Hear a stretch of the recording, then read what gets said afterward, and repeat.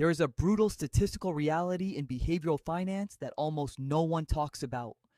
Around 70% of wealthy families lose their fortune by the second generation. By the third generation, that number spikes to 90%. In the United States, this phenomenon is often referred to as shirt sleeves to shirt sleeves in 3 generations. In Japan, they call it rice paddies to rice paddies. In Italy, from barnyard to barnyard. The pattern is universal. Generation 1 creates the wealth through intense labor, extreme risk tolerance, and frugal living. Generation 2 grows up witnessing that work ethic, manages the assets reasonably well, but begins expanding the family's lifestyle. Generation 3 is born into complete abundance, detached from the effort required to build capital, and routinely liquidates the principal. By the time Generation 4 arrives, there is nothing left. Yet, a tiny fraction of global dynasties, families like the Rothschilds, the Rockefellers, and modern multi-generational family offices, have bypassed this law of decay. They don't just hold wealth for decades, they compound it across centuries. They don't trick the psychological cycle of ruin through stock picking or sheer luck. It comes down to 3 structural and psychological frameworks. The primary reason most families fail is that they pass down financial capital without passing down human capital. When a self-made entrepreneur dies, they leave behind real estate, equity, and trust funds. But money, by its very nature, is an amplifier of character. If you hand $10 million to an individual with zero financial literacy and unmanaged psychological biases, you haven't given them freedom. You've funded their accelerated financial ruin. Dynastic families operate under a fundamentally different principle. Money is the byproduct of systems, not the foundation. Instead of managing money, ultra-wealthy dynasties focus heavily on cultivating intellectual and cultural capital in their heirs from childhood. They don't teach their children how to spend money. They teach them how capital functions in an economy. First, they contextualize money. Children aren't given allowances based on desire. They are taught asset allocation. Second, they mandate external exposure. Before entering a family venture or receiving trust distributions, heirs are forced to work in competitive markets outside the family's safety net to build risk tolerance and emotional resilience. If you don't build the human container first, the liquid capital will always leak out.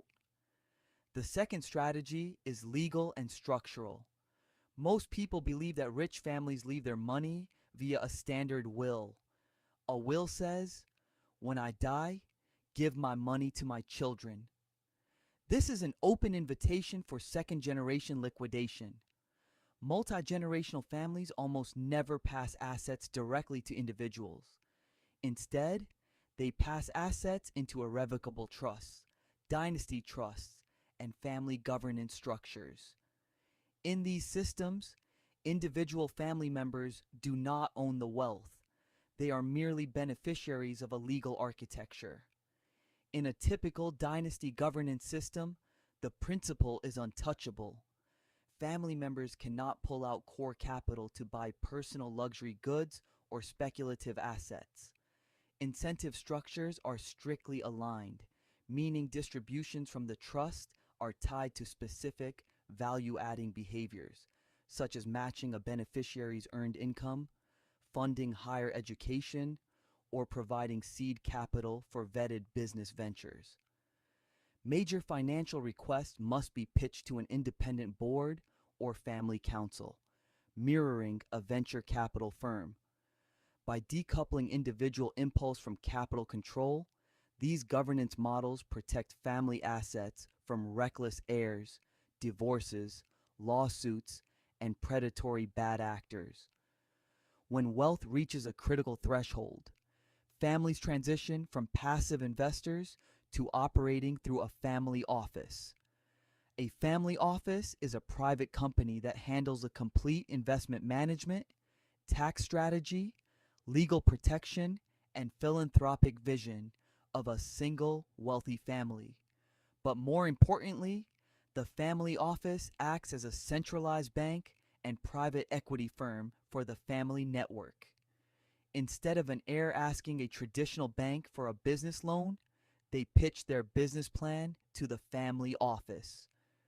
If the idea passes risk assessment, the family funds it.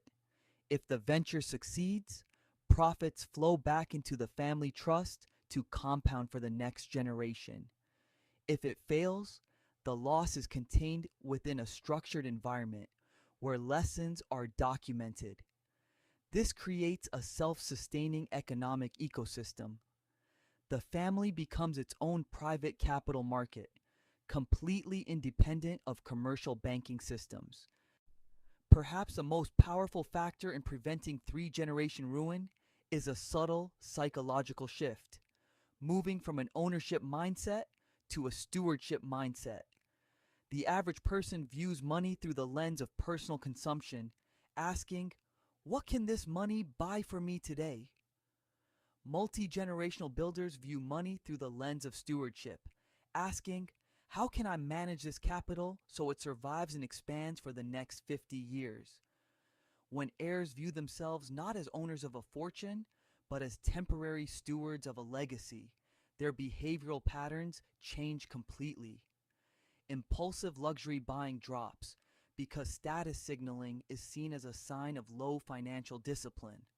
Long-term risk management becomes the primary driver of capital allocation over quick, speculative gains. They understand that their job is simply to hold the torch, grow the flame, and pass it to the next runner without dropping it. You don't need a multi-billion-dollar net worth to implement these core principles in your own life today. Whether you are building your first $100,000 or managing millions, the principles of long-term capital preservation remain identical. First, prioritize human capital by investing in financial literacy and decision-making systems before handing over liquid assets. Second, create financial buffers by building rules and structures that prevent impulse spending and protect your principal. Third, adopt a steward's mindset by treating your assets as a tool for long-term freedom rather than short-term status signaling. Building true wealth isn't about how much you earn. It's about how much capital you retain, protect, and pass forward. If you found value in this deep dive into financial psychology and wealth systems, hit the subscribe button, turn on notifications, and leave a comment below. What is one financial habit you plan to pass down to the next generation? This is Billionaire Habits. We'll see you in the next breakdown.